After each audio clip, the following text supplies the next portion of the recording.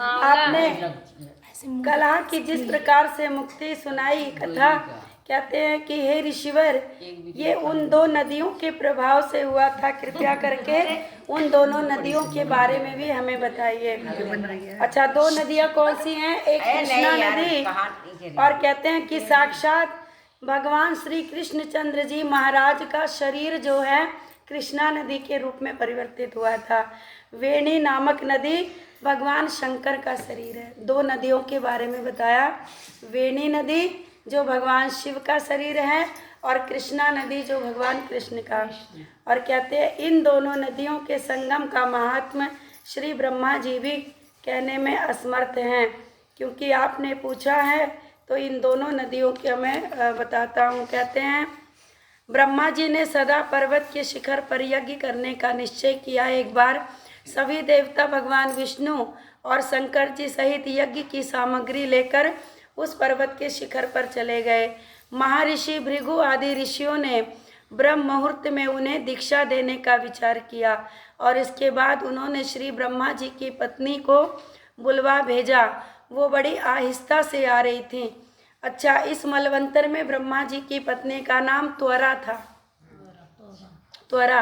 और कहते हैं कि बड़े धीरे धीरे आ रही थी। और इसी बीच में भृगु जी ने विष्णु जी से पूछा कि प्रभु, आपने त्वरा को शीघ्रता से बुलाया था, वो क्यों नहीं आई है? ब्रह्म मुहूर्त टल गया है, समय टल गया अब। इस पर भगवान विष्णु ने कहा कि यदि त्वरा यथा समय यहाँ पर नहीं आई तो आप गायत्री को ही स्त्री मानकर शिक्षा का विधान दे दीजिए। क्या गायत्री पुण्य कर्म से ब्रह्मा जी की स्त्री नहीं हो सकती है? नारद जी बोले, भगवान शंकर ने भी विष्णु जी की इस बात का समर्थन किया। ऐसा सुनकर भृगु जी ने गायत्री को श्री ब्रह्मा जी के दाईं तरफ बिठाकर दीक्षा का विधान आरंभ कर दिया।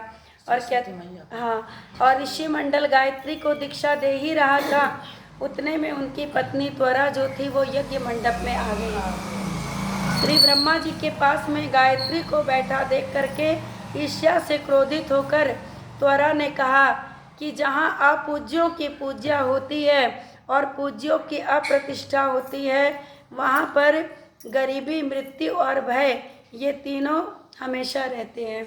और कहते हैं गायत्री ब्रह्मा जी की दाईं ओर और मेरे स्थान पर बैठी है, ये अदृश्य होने वाली नदी बन के रहेगी।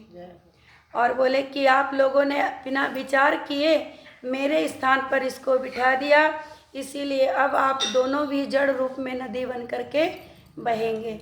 और उसके बाद नारद जी ने कहा राजा पृथु से कि राजन, इस तरह त्वरा के श्राप को स्वीकार करके नारद जी ने राजा पृथु से कहा कि राजन, गायत्री मारे क्रोध के मारे लाल हो गई और अपने होठों को काटने लगी। और देवताओं के मना करने पर भी गायत्री ने त्वरा को श्राप दिया। गायत्री ने कहा कि ब्रह्मा जी जैसे तुम्हारे पति हैं वैसे मेरे भी पति हैं, तुमने व्यर्थ में ही श्राप दिया है, अब तुम भी नदी बन करके बहोगी। मतलब एक दूसरे को कृष्णा नदी भी और त्वरा नदी तो नहीं, त्रिवेणी बनती।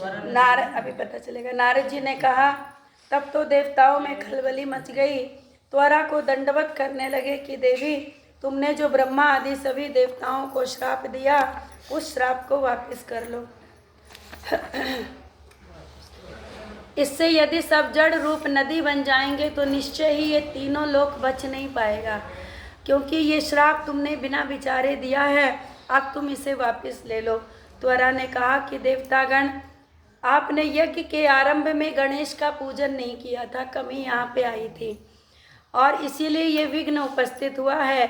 मेरा ये श्राप कभी खाली नहीं जा सकता है, इसीलिए आप अपने सभी अंगों से जड़ीभूत होकर के अश्वमेव नदी बनेंगे और हम तीनों सौतें भी अपने अपने अंशों से परिचय देने वाली नदियाँ बनेंगी।